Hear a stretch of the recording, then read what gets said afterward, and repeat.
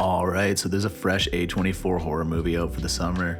I believe this is actually an independent Australian horror film from 2022 that A24 just licensed for distribution, but I could be wrong on that. In any case, let's just get right into it. This movie was absolutely a breath of fresh air for me.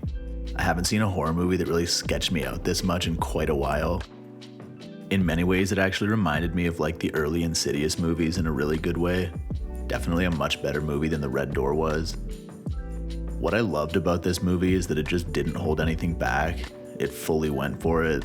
There's some absolutely shocking, horrific imagery in this. Some of it straight up stuck with me for days, and that's saying a lot considering how overall desensitized I am to horror movies. What they achieved on such a tight budget here is nothing short of incredible. Some of the violence depicted is genuinely hard to watch and it looks very real. I'm not going to consider like the general plot outline a spoiler. If you've heard anything about this movie, you know it's about the hand. Basically, this group of teens have come into possession of this severed hand that supposedly lets them communicate with the dead. And although the results are often disturbing, they've sort of started using it as like a viral challenge / party game amongst their social group.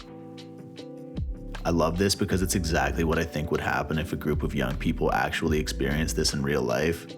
Just instantly use it for online videos and freaking people out at parties with a complete disregard for any potential danger.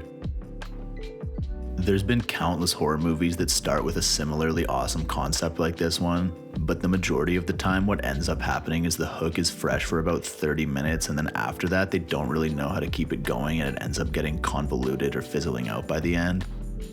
That is not at all the case with Talk to Me. In fact, it's the exact opposite. This movie just ramps up and keeps getting darker and crazier the longer it goes. And thankfully, it also absolutely nails the ending in my opinion. Definitely very strong acting in this one as well, especially from the lead, Sophie Wilde. Joe Bird as Riley was really great as well. I don't know how old he actually is, but he was pretty clearly the youngest actor in the movie and he was extremely convincing. This movie was also really good with its restraint as well. Like overall, there's not that much horrific shit in it, like quantity wise, but when it is there, it really makes it count and it's more impactful that way. I also need to compliment the opening scene. It feels very natural and not like overly set-up-y, and they just sort of let you piece together what happened as the movie rolls along on your own without giving too much away right off the bat. There's not too much I can say about it without giving away too much shit here, which is actually another strength of this movie. It's a pretty concise sequence of events with really nothing superfluous in there to pad the runtime. It just gets you right into it and moves along really quickly. Overall, I honestly consider this to be a masterpiece in low-budget horror. Even my one single tiny criticism of this movie, which was going to be the music choices in a couple scenes, I've changed my opinion on after seeing it for a second time. I initially thought that they brought a bit too much of a party vibe with the soundtrack, specifically in like the compilation scene of them all using the hand, when it could have been like a lot more tense, I thought. But in hindsight, I actually like it because it's reflecting like the reckless nature of how these kids are choosing to use the hand and the total disregard for consequences that they have.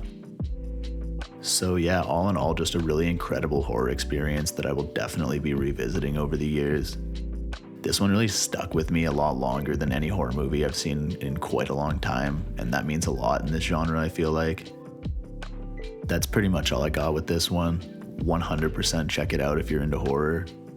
If you've already seen it, let me know your thoughts in the comments. If you got a minute to like and subscribe, it's massively appreciated, and I'll see you on the next one.